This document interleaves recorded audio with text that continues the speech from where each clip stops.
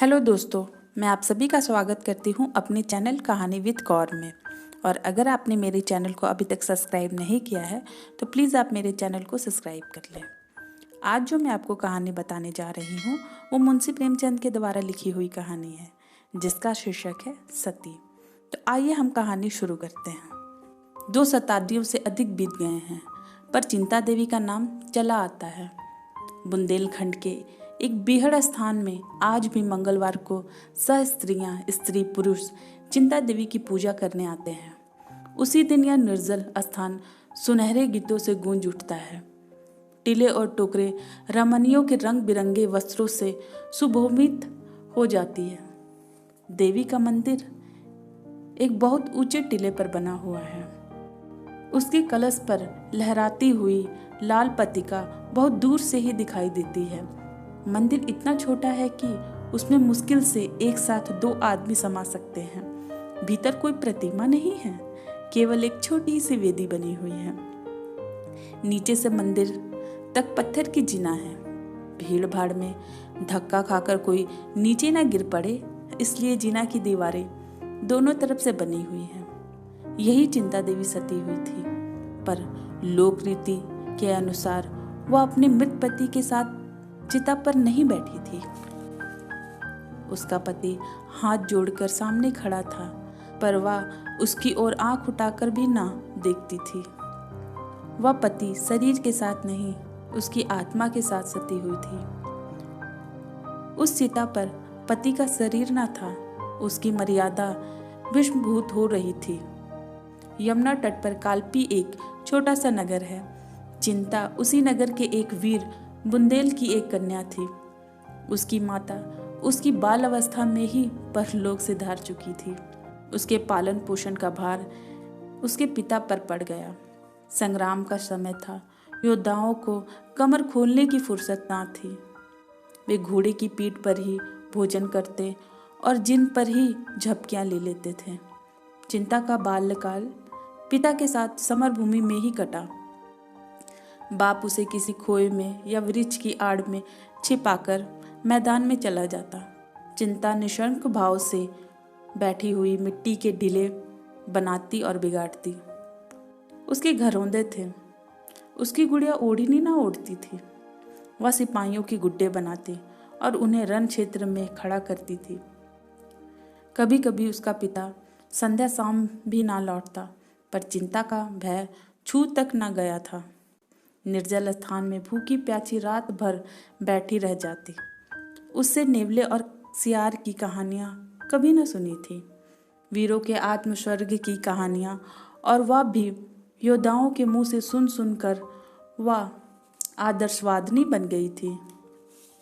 एक बार 3 दिन तक चिंता को अपने पिता की खबर न मिली। वह एक पहाड़ी की खोह में बैठी मन ही मन एक ऐसा किला बना रही थी जिसे शत्रु किसी भांति जान न सके। दिन भर वह उसी किले का नक्शा सोचती और रात को उसी किले का सपना देखती। तीसरे दिन संध्या शाम उसके पिता के कई साथियों ने आकर उसके सामने रोना शुरू किया। चिंता ने विस्मित होकर पूछा, दादाजी कहाँ हैं? तुम लोग क्यों रो रहे हो? किसी ने इसका उत्तर ना दिया। जोर से धाके मार मार कर रोने लगे। चिंता समझ गई उसके पिता को वीर गति प्राप्त हुई। उस 13 वर्ष की बालिका की आंखों से आंसू की एक बूंद भी न गिरी। मुख जरा भी मलिन ना हुआ। एक आह भी ना निकली। हंसकर बोली, अगर उन्होंने वीर गति पाई तो तुम लोग क्यों रोते हो? योद्धाओं के लिए इससे बढ़कर और कौन सी मृत्यु हो सकती है? इससे बढ़कर उसकी वीरता का और क्या पुरस्कार मिल सकता है? यह समय रोने का नहीं, आनंद मनाने का है। यह रोने का नहीं, आनंद मनाने का अवसर है। एक सिपाही ने चिंतित स्वर से कहा, हमें तुम्हारी चिंता है, तुम अब क्या करोगी? चिंता ने गंभीरता से कहा, इसकी तुम चिंता न करो दादा, मैं अपने बाप की बेटी हूँ। जो उन्होंने किया वही मैं भी करूँगी। अपनी मातृभूमि को शत्रुओं के पंजे से छुड़ाने में उन्होंने प्राण दे दिए। मेरे सामने भी वही आदर्श है। जाकर अपने आदमियों को संभालिए, मेरे लिए एक घोड़ा और हाथियों का प्रबंध कर दीजिए। ईश्वर ने चाहा तो आप लोग मुझे किसी से पीछे ना पाएंगे, लेकिन यदि मुझे पीछे हटते देखना, तलवार के एक हाथ से इसी जीवन का अंत कर देना, यही मेरी आपसे विनम्र है। जाइए, अब विलंब न कीजिए। सिपाहियों को चिंता के ये वीर वचन सुनकर कुछ भी आश्चर्य नहीं हुआ। हाँ, उन्हें यह संदेह अवश्य हुआ कि क्या कोमल बालिका अपने संकल्प पर हट रह सकती। 5 वर्ष बीत गए। समय प्रांत में चिंता देवी की धाक बैठ गई। शत्रुओं के कदम उखड़ गए। वह विजय की सजीव मूर्ति थी। उसे तीरों और गोलियों के सामने निशंक खड़े देखकर सिपाहियों को उत्तेजना मिलती रहती थी। उनके सामने भला वो कैसे कदम पीछे हटाते। कोमल लंगी युवती आगे बढ़े तो कौन पुरुष पीछे हटेगा। सुंदरियों के सम्मुख योद्धाओं की वीरताएं अजय हो जाती। रमणी के वचनवान योद्धाओं के लिए आत्मसंपन्न के गुप्त संदेह हैं। उनकी एक चिंतावन कार्यों में भी एक पुरुषम प्रवाहित कर देती। चिंता की छवि कृति ने मन चले सुरमाओं को चारों ओर से खींच खींच कर उसकी सेना को सजा दी। जान पर खेलने वाले भौरे चारों ओर से आकर इस फूल पर मंडराने लगे। इन्हीं योद्धाओं में रतन सिंह नाम का एक युवक राजपूत भी था। यूं तो चिंता के सैनिक में सभी तलवारें के धनी थे, बात पर जान देने वाले, के इशारों पर आग में कूदने वाले किंतु रतन सिंह सबसे बड़ा हुआ था। चिंता भी हृदय से उसे प्रेम करती थी। रतन सिंह अन्य वीरों की भांति अकड़, मुफट या घमंड न था। आत्म प्रशंसा करते हुए उनकी जबान न रुकती थी। वे जो कुछ करते चिंता को दिखाने के लिए। उनका धैर्य अपना कर्तव्य न था, चिंता थी। रतन सिंह जो कुछ करता शांत भाव से, अपनी प्रशंसा करना तो दूर, वह चाहे कोई शेर ही क्यों ना माराए, उसकी चर्चा तक न करता। उसकी विनयशीलता और नम्रता संकोच की सीमा से भिड़ गई थी। औरों के प्रेम में विलास था, पर रतन सिंह के प्रेम में त्याग और तप। और लोग मीठी नींद सोते, पर रतन सिंह तारे गिन गिन कर रात काटता था। और सब अपने दिल में समझते थे कि चिंता मेरी होगी। केवल रतन सिंह निराश था और इसलिए उसे किसी से न द्वेष था न राग। औरों को चिंता के सामने चहकते देखकर उसे उसकी वाक्य पांडुता पर आश्चर्य होता। प्रतिक्षण उसका निराशा अधिकार और भी घना हो जाता। कभी कभी वह अपने भोंदेपन पर झुंझला उठता। क्यों ईश्वर ने मुझे इन गुणों से वंचित रखा, जो रमणियों के चित्त को मोह करते थे। उसकी मनोव्यवस्था को कौन जानता है, पर वह मन में ही झुंझल कर रह जाता था। दिखावे की उसकी समाधान ही ना थी। आधी से अधिक रात बीत चुकी थी। चिंता अपने खेमे में विश्राम कर रही थी। सैनिकगण भी कड़ी मंजिल मारने के बाद कुछ खा पीकर गाफिल हो पड़े थे। आगे एक घना जंगल था। जंगल के उस पार शत्रुओं का एक दल डेरा डाले पड़ा था। चिंता उसके आने की खबर पाकर भाग चली आ रही थी। उसे प्रातःकाल शत्रुओं पर धावा करने का निश्चय कर लिया था। उसे विश्वास था कि शत्रुओं को मेरे आने की खबर ना होगी, किंतु यह उसका भ्रम था। यहाँ की खबर वहाँ नित्य पहुँचाती रहती थी। उन्होंने चिंता से निश्चित होने के लिए एक षड्यंत्र रचा रखा था। उनकी गुप्त हत्या करने के लिए 3 साहसी सिपाहियों को नियुक्त कर लिया था। वे तीनों हिंसक पशुओं की भांति दबे पांव जंगल पार करके आए और वृक्षों की आड़ में खड़े होकर सोचने लगे कि चिंता का खेमा कौन सा है। सारी सेना बेखबर सो रही थी। इससे उन्हें अपने कार्य की सिद्धि में लेश मंत्र संदेह न था। वे वृक्षों की आड़ से निकले और जमीन पर मगर की तरह रेंगते हुए चिंता के खेमे की ओर चले। सारी सेना बेखबर सोती थी। पहरे के सिपाही थक कर चूर हो जाने के कारण निंद्रा में मग्न हो गए थे। केवल एक प्राणी खेमे के पीछे मारे ठंड के सिकुड़ता हुआ बैठा था। यही रतन सिंह था। घातकों की आहट पाकर उसने तलवार निकाली और चौंक कर उठ खड़ा हुआ। देखा, तीनों आदमी झुके हुए चले आ रहे हैं। अब क्या करें?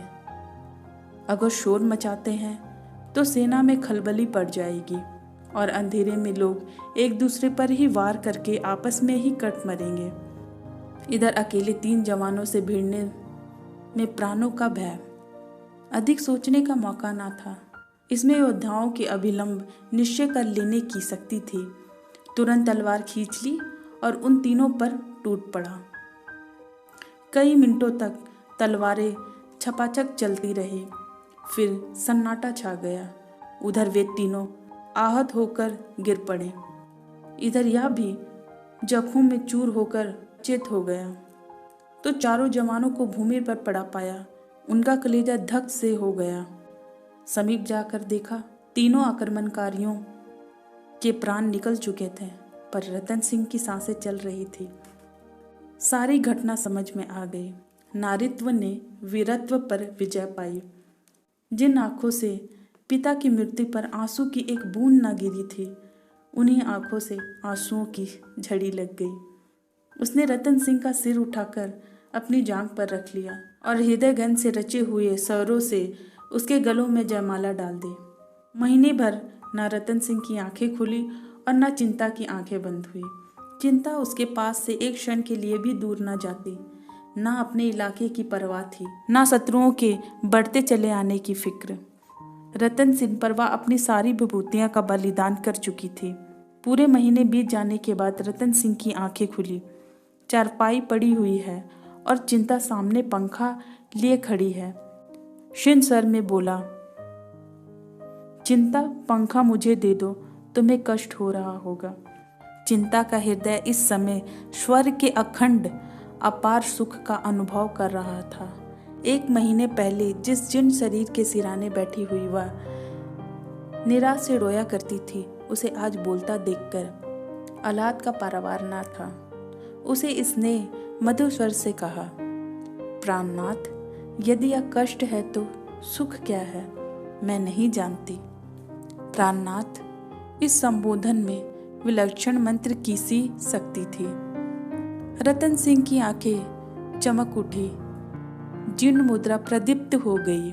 नसों में एक नई जीवन का संसार हो उठा और वह जीवन इतना स्फूर्तिमय था, जिसमें इतना उत्साह, इतनी उल्लासा और कितनी करुणा थी। रतन सिंह के अंग अंग फड़कने लगे। उसे अपनी भुजाओं में अलंकित पराक्रम का अनुभव होने लगा। ऐसा जान पड़ा मानो वह सारे संसार को सर कर सकता है, उड़कर आकाश पर पहुंच सकता है, पर्वतों को चीर सकता है। और एक क्षण के लिए उसे ऐसा तृप्त हुआ मानो उसकी सारी अभिलाषाएं पूरी हो गई हैं और वह किसी से कुछ नहीं चाहता। शायद शिव को सामने देखकर भी वह मुंह मोड़ लेगा, कोई वरदान ना मांगेगा। उसे अब किसी सिद्धि की, किसी पदार्थ की इच्छा न थी।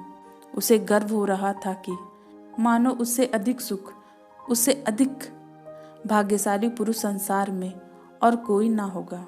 रतन सिंह ने उठने की चेष्टा करते हुए कहा, बिना तप के सिद्धि नहीं मिलती। चिंता अभी अपना वाक्य पूरा कर ही नहीं पाई कि उसने प्रसंग से बोला, आपको मेरे कारण अलापता, दुशासना, यातना भोगनी पड़ी। चिंता ने रतन सिंह को कोमल हाथों से लिटाते हुए कहा, इस सिद्धि के लिए तुमने तप नहीं किया। झूठ क्यों बोलते हो? तुम्हें केवल एक अबला की रक्षा कर रहे थे। यदि मेरी जगह कोई दूसरी स्त्री होती तो भी तुम इतने ही प्राणपण से उसकी रक्षा करते। मुझे इसका विश्वास है। मैं तुमसे सत्य कहती हूँ, मैंने आजीवन तुम्हारे ब्रह्मचारिणी रहने का प्रण कर लिया था, लेकिन तुम्हारे आत्मशर्क ने मेरे प्राण को तोड़ डाला। मेरा पालन योद्धाओं की गोद में हुआ है। मेरा हृदय उसी पुरुष सिंह के चरणों पर अर्पण होगा जो प्राणों की बाजी खेल सकता हो। तुम्हारे ही हृदय में मैंने सच्चा उत्सर्ग पाया और तुम्हारी दासी हो गई। आज से नहीं, बहुत दिनों से। प्रणय की पहली रात थी। चारों ओर सन्नाटा था। केवल दोनों प्रेमियों के हृदयों में अभिलाषाएं लहरा रही थी। चारों ओर अनुरागमय चांदनी छिटकी हुई थी और उसके हंसमय छठ में वर वधू प्रेम लाप कर रहे थे। सहसा खबर आई कि शत्रुओं की एक सेना किले की ओर बढ़ती चली आ रही है। चिंता चौंक पड़ी। रतन सिंह खड़ा हो उठा और खूंटी से लटकी हुई तलवार उतार ली। चिंता ने उसकी ओर कतर स्नेह की दृष्टि से देखकर कहा, कुछ आदमियों को उधर भेज दो, तुम्हें जाने की क्या जरूरत है। रतन सिंह ने बंदूक कंधे पर रखते हुए कहा, मुझे भय है कि अब की वे लोग बड़ी संख्या में आ रहे हैं। चिंता, तो मैं भी चलती हूँ। नहीं, मुझे आशा है कि वे लोग ठहर न सकेंगे। मैं एक ही धावे में उनका कदम उखाड़ दूंगा। या ईश्वर की इच्छा है कि हमारी प्रणय रात विजय रात होगी। ना जाने क्यों मन कतर हो रहा था। जाने देने को जी नहीं चाहता। रतन सिंह ने उसी सरल अनुवाक्य अनुरक्त आग्रह से विलय होकर चिंता को गले लगा लिया और बोले, मैं सवेरे तक लौट आऊँगा प्रिय। चिंता पति के गले में हाथ डालकर आंखों में आंसू भरे हुए बोली, मुझे भय है तुम बहुत दिनों में लौटोगे। मेरा मन तुम्हारे साथ रहेगा। जाओ, पर रोज खबर भेजते रहना। तुम्हारी आदत है कि शत्रु देखते ही अकुल्य हो जाते हो और जान पर खेलकर टूट पड़ते हो। तुमसे मेरा यही अनुरोध है कि अवसर देखकर काम करना। जाओ, जिस तरह पीठ दिखाते हो उसी तरह मुंह दिखाओ। चिंता का हृदय कतर हो रहा था। वो पहले केवल विजय लासा का आधिपत्य था, अब भोग लासा की प्रसन्नता थी। वही वीरबाला जो सिंहनी की तरह गरज कर शत्रुओं के कलेजों को कपा देती थी, आज इतनी दुर्बल हो रही है कि जब रतन सिंह घोड़े पर सवार हुआ तो आप उसकी कुशल कामना से मन ही मन देवी की मनौतियां कर रही थी। जब तक वह वृक्षों की ओट में छिप न गया, वह खड़ी उसे देखती रही। फिर वह किले के सबसे ऊंचे बुर्ज पर चढ़ गई और घंटों उसी तरफ ताकती रही। पहाड़ियों ने कभी न रतन सिंह की अपनी ओर में छिपा लिया था, पर चिंता को ऐसा जाना पड़ता था कि वह सामने से चला आ रहा है। मालूम हुआ चारों तरफ शून्य है। वह रोती हुई बुर्ज से उतरी और शापा पर मुंह ढांप कर रोने लगी। रतन सिंह के साथ मुश्किल से 100 आदमी थे, किंतु सभी मजे हुए थे। अवसर और संख्या को तुच्छ समझने वाले, अपनी जान के दुश्मन। घोड़े टप की ताल दे रहे थे। यहाँ तक रात बीत गई। सूर्य ने अपनी लाल आंखें खोल दी और इन वीरों पर अपनी स्वर छटा की वर्षा करने लगा। वही रतनमय प्रकाश में शत्रुओं की सेना एक पहाड़ी पर पड़ाव डाले हुए नजर आई। रतन सिंह सिर झुकाए, वियोग व्यवस्थ हृदय को दबाए, मंद गति से पीछे पीछे चला जाता था। कदम आगे बढ़ाता था पर मन पीछे हटाता। आज जीवन में पहली बार दृश्यताओं ने उसे आशंकित को छोड़कर वह आया था। उसकी स्मृतियां रह रहकर उसके हृदय को समूस रही थी। चिंता की सहज आंखें याद आती थी। घोड़े की रास पीछे मुड़ दे। प्रतिक्षण रणोत्सव ऋण होता जाता था। सहज एक सरदार ने समीप आकर कहा, भैया या देखो, ऊंची पहाड़ियों पर शत्रु डेरा डाले पड़े हैं। तुम्हारी अब क्या राय है? तुम्हारी तो यह इच्छा है कि तुरंत उन पर धावा कर दे। गाफिल पड़े हुए हैं, भाग खड़े होंगे। देर करने से वे भी संभल जाएंगे और तब मामला नाजुक हो जाएगा। 1000 से कम ना होंगे। रतन सिंह ने चिंतित नेत्रों से शत्रु दल की ओर देखकर कहा, हाँ, मालूम तो होता है सिपाही, तो दावा कर दिया जाए ना। रतन सिंह, जैसी तुम्हारी इच्छा। संख्या अधिक है या सोच लो सिपाही, इसकी परवाह ना है। हम इससे बड़ी सेनाओं को पराजित कर चुके हैं। रतन सिंह, यह सच है, पर आग में कूदना ठीक नहीं। सिपाही, भैया तुम कहते क्या हो? सिपाही का तो जीवन ही आग में कूदने के लिए होता है। तुम्हारी हुक्म की देर है, फिर हमारा जीवन देखना। रतन सिंह, अभी हम लोग बहुत थके हुए हैं, जरा विश्राम कर लेते हैं। सिपाही, नहीं भैया, उन सबों को हमारी आहट मिल गई है तो गजब हो जाएगा। रतन सिंह, तो फिर धावा ही कर दो। एक क्षण में योद्धाओं ने घोड़ों की बाग उठा दी और अस्त्र संभालते हुए शत्रु सेनाओं पर लपटे। किंतु पहाड़ी पहुंचते ही इन लोगों ने उसके विषय में जो अनुमान किया था वह मिथ्या था। वह सजग ही ना था, स्वयं किले पर धावा करने की तैयारियां भी कर रहे हैं। इन लोगों ने जब उन्हें सामने आते देखा तो समझ आ गया कि भूल हो गई है, लेकिन अब सामना करने के सिवाय चारा भी क्या था। फिर भी वे निराश न थे। वे इसे जैसे कुशल योद्धा के साथ इन्हें कोई शंका ना थी। क्या आज वह अपना जोहर ना दिखाएगा? पर उसका कहीं ना पता था कहाँ चला गया, या कोई ना जानता था। अपने साथियों को इस कठिन अवस्था में छोड़कर वह कहीं नहीं जा सकता था। अवश्य ही वह यही है और हारी हुई बाजी को जीतने की कोई युक्ति सोच रहा होगा। एक क्षण में शत्रु इनके सामने आ गए। इतनी बहुसंख्या सेना के सामने ये मुट्ठी भर आदमी क्या कर सकते थे।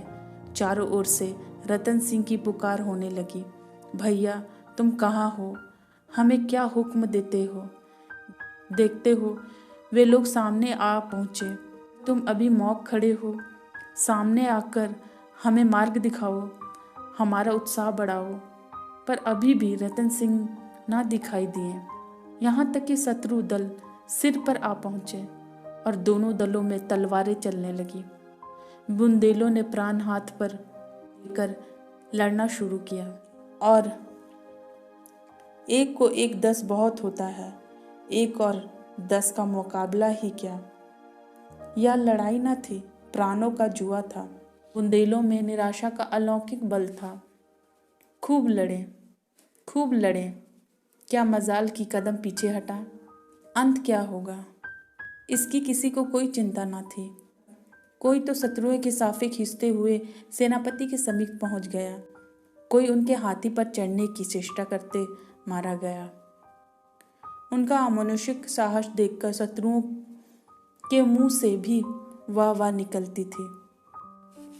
लेकिन ऐसे योद्धाओं ने नाम पाया, तमाशा खत्म हो गया। एक आंधी थी जो आई और वृक्षों को उखाड़ते हुए चली गई। संगठित रह गए ये मुट्ठी भर आदमी, दुश्मनों के दांत खट्टे कर देते, पर जिस पर संगठन का भार था उसका कहीं पता न था। विजय मराठा एक एक लाश ध्यान से देखी। लोगों ने पहाड़ी का एक एक चट्टान का मथन कर डाला, पर रतन सिंह हाथ न आया। चिंता के हृदय में आज न जाने क्यों भांति भांति की शंकाएं उठ रही थी। वह कभी इतनी दुर्बल न थी। बुंदेलों की हार क्यों होगी, इसका कोई कारण तो वह ना बता सकती थी, पर यह भावना उसके विकल्प हृदय से किसी तरह ना निकलती थी। उस अभागिनी के भाग्य में प्रेम का सुख भोगना लिखा होता तो क्या बचपन में ही माँ मर जाती, पिता के साथ वन वन घूमना पड़ता, खोह और कदराओं में रहना पड़ता, और वह आश्रम भी तो बहुत दिन तक ना था। पिता भी मुंह मोड़कर चल दिए। तब से उसे एक दिन भी तो आराम से बैठना ना नसीब हुआ था। विधाता क्या अब अपना क्रूर कैतूर छोड़ देगा?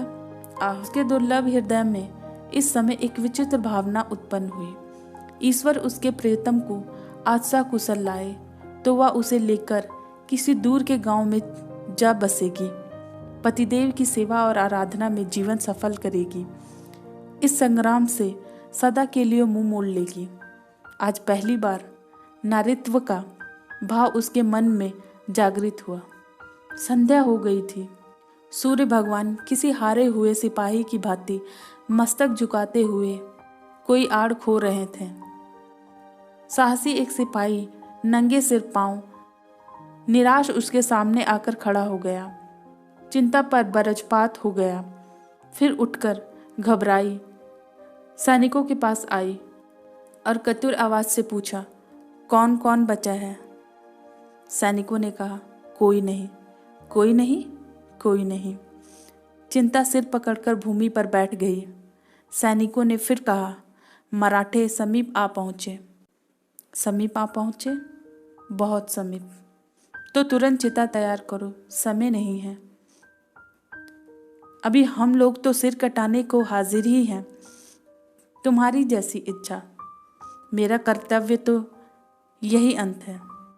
किला बंद करके हम महीनों तक लड़ सकते हैं, तो जाकर लड़ो। मेरी लड़ाई अब किसी से नहीं है।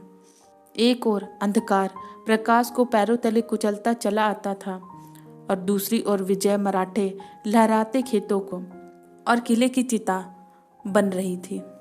यूं ही दीपक जले, चिता में भी आग लग गई। सती चिंता 16 श्रृंगार किए अनूप छवि दिखाई हुई प्रसन्न मुख अग्नि मार्ग से पति लोक की यात्रा करने जा रही थी। चिता के चारों ओर स्त्री और पुरुष जमा थे। शत्रुओं ने किले को घेर लिया था। सबके चेहरे उदास और सिर झुके हुए। अभी कल इसी आंगन में विवाह का मंडप सजाया गया था, जहां इस समय चिता सुलग रही है। वहीं कल हवन कुंड था। कल भी इसी भांति अग्नि की लपटें उठ रही थी। इसी भांति लोग जमा थे और आज और कल के दृश्य में कितना अंतर है।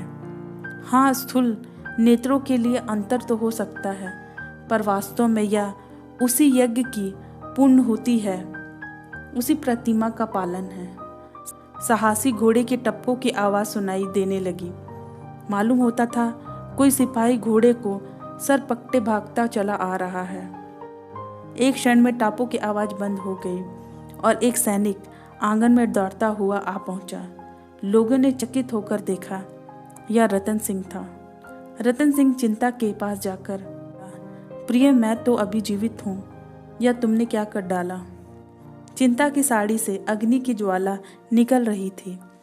रतन सिंह उमंत की भांति चिता में घुस गया और चिंता का हाथ पकड़कर चिता की लकड़ियां हटानी शुरू की, पर चिंता ने पति की ओर आंख उठाकर भी ना देखा, केवल हाथों से ही हट जाने का संकेत किया। रतन सिंह सिर पीटकर बोला, हाय प्रिय, तुम्हें क्या हो गया है? मेरी ओर देखती क्यों नहीं? मैं तो जीवित हूं। चिता से आवाज आई, तुम्हारा नाम रतन सिंह है, पर तुम मेरे रतन सिंह नहीं हो। तुम मेरी तरफ देखो, तुम मेरी तरफ देखो तो मैं ही तुम्हारा दास, तुम्हारा उपासक, तुम्हारा पति हूँ। मेरे पति ने वीर गति पाई है। हाय, कैसे समझाऊं तुम्हें? अरे लोग, किसी भांति अग्नि शांत करो, मैं रतन सिंह ही हूँ। प्रिय, क्या तुम मुझे पहचानती नहीं हो? अग्निशिखा चिंता की मुंह तक पहुंच गई। अग्नि में कमल खिल गया। चिंता स्पष्ट स्वर से बोली, खूब पहचानती हूँ, तुम मेरे रतन सिंह नहीं। मेरा रतन सिंह सच्चा सूर था। वह आत्मरक्षक के लिए, किसी तुच्छ देह को बचाने के लिए अपने क्षत्रिय धर्म का परित्याग न कर सकता था। मैं जिस पुरुष के चरणों की दासी बनी थी, वह देवलोक में विराजमान है। रतन सिंह को बदनाम मत करो, वह वीर राजपूत था। रण क्षेत्र से भागने वाला कायर नहीं। अंतिम शब्द निकलने ही थे कि अग्नि की ज्वाला चिंता के सिर से ऊपर जा पहुंची। फिर एक क्षण में वह अनुरूप राशि व आदर्श वीरता की उपासिका व सच्ची सती अग्नि राशि में विलंब हो गई। रतन सिंह चुपचाप हतबुद्धि सा खड़ा यह शोकमय दृश्य देखता रहा। फिर अचानक एक ठंडी सांस खींचकर उसी चिता में कूद पड़ा। यह कहानी इतनी सी थी।